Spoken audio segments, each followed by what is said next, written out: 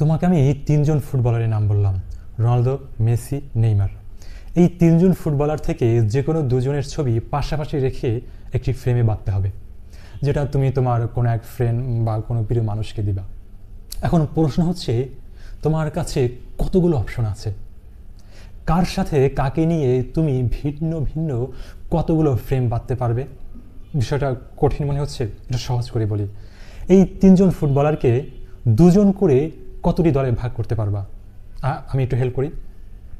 প্রথমে তুমি রোনালদোর সাথে মেসিকে নিলা, হয়ে গেল একটি ফ্রেম। তারপর রোনালদোর সাথে নেইমারকে নিলা, হয়ে গেল আরেকটি ফ্রেম। তুমি কিন্তু মেসির সাথে নেইমারেরও একটি ফ্রেম পেয়ে যাবে, তাহলে হয়ে গেল দুজন করে তিনটি ভিন্ন ফ্রেম।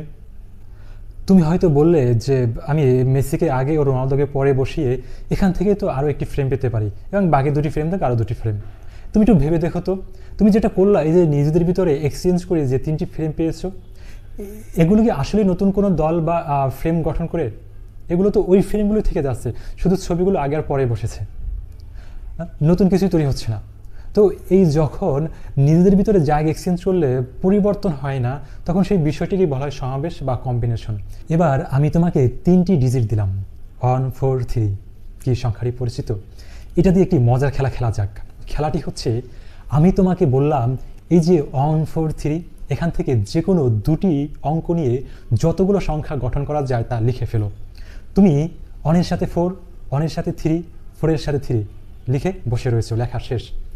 কিন্তু এইখানটাতেই মজার বিষয়, এই যে তুমি যদি 4কে আগে আর 1কে পরে লেখো, সেটা কিন্তু 14 থাকে না, 41 হয়ে যাচ্ছে, ভিন্ন একটা কিছু তৈরি হচ্ছে। একইভাবে দ্বিতীয় ও তৃতীয় সংখ্যার ক্ষেত্রে যদি জায়গা এক্সচেঞ্জ করো, দেখবা সেটা 31 আর 34 হয়ে যাচ্ছে, নতুন নতুন তৈরি হচ্ছে। অর্থাৎ এখান থেকে 6টি সংখ্যা পাওয়া যাবে। অর্থাৎ যখন নিজেদের অ্যারেঞ্জমেন্ট চেঞ্জ করলে নতুন কিছু তৈরি হয়, তখন সেই বিষয়টি হচ্ছে বিন্যাস বা পারমুটেশন। গাণিতিকভাবে এটাকে এভাবে লেখা হয়, অর্থাৎ 3টি অঙ্ক থেকে 2টি করে নিয়ে সংখ্যা গঠন হবে 6টি। গাণিতিক বিষয়গুলো আমরা অন্য একটি ভিডিওতে শিখব, এখন শুধু বিন্যাস ও সমাবেশের বেসিক বিষয়গুলো জেনে নিলাম।